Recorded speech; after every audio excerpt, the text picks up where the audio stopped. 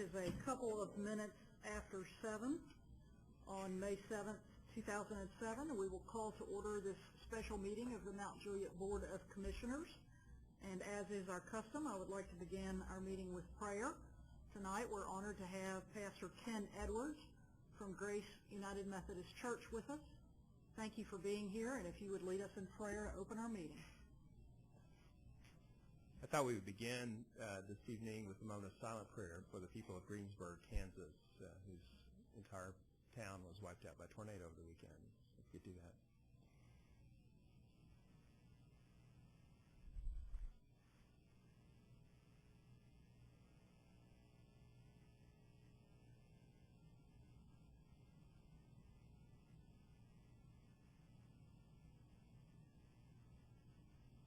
Holy and loving God, praying for the people of Greensburg gives us pause and perspective on this evening and makes us aware of how grateful we are for our community, the blessings of Mt.Juliet, and the blessings of a city that has parks and schools and churches and commerce, places to recreate and places to fellowship and shop and enjoy life together.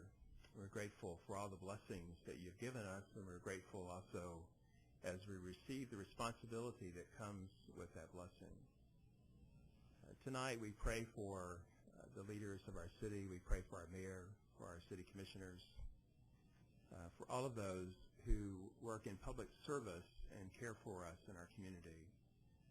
We pray for our city employees, and we pray that for all of these persons that you would keep them in your safekeeping and offer to them your wise counsel.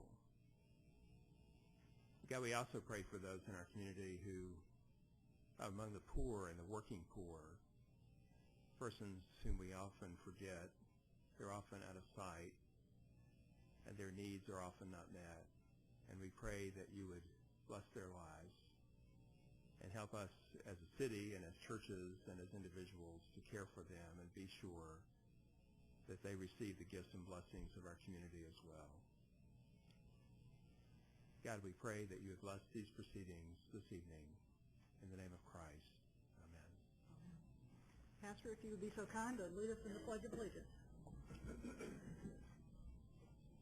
Pledge allegiance to the flag of the United States of America and to the republic for which it stands, one nation, under God, indivisible, with liberty and justice for all. And if you would take a moment and talk about Grace United Methodist Church and your ministry there. Right. It seems a bit self-serving to do that. There's many wonderful places of worship in Mt.Juliet, and we're all grateful for all those places.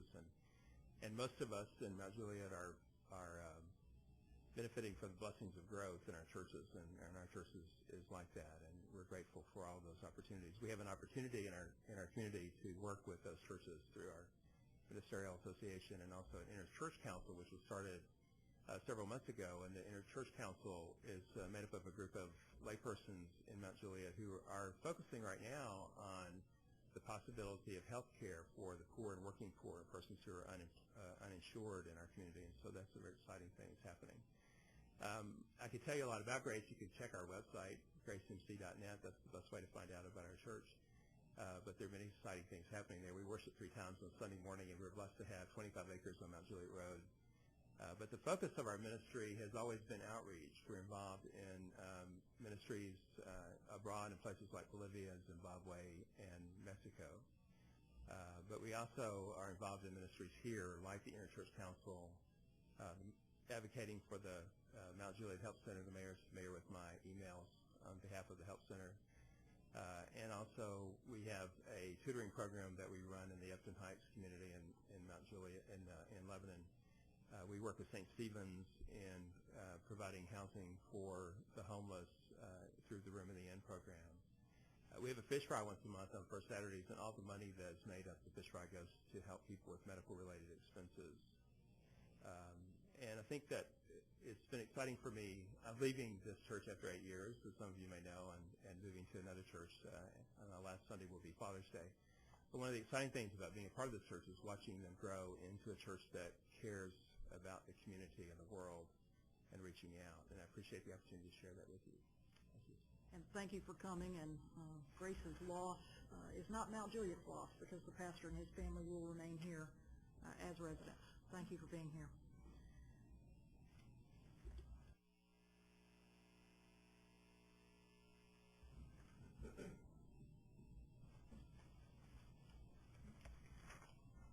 Literally hot off the presses is the agenda.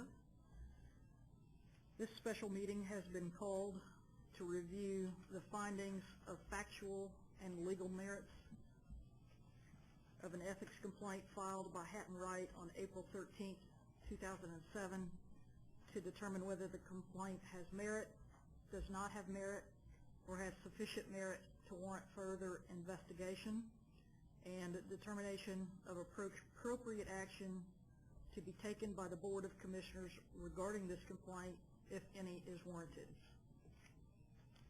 With that, I will ask City Attorney Flowers if she would introduce the report.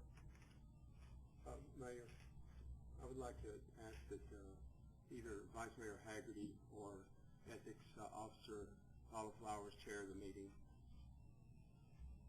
You want to call it the vote?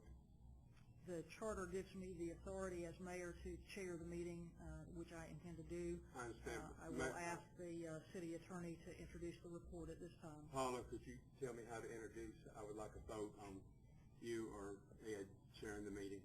The commission does not have the authority to I am rescind the speaking. charter. Paula? The charter statute specifies that if the mayor's in attendance, that the mayor chairs the meeting. Ms. Flowers, you I have have the floor. one more thing.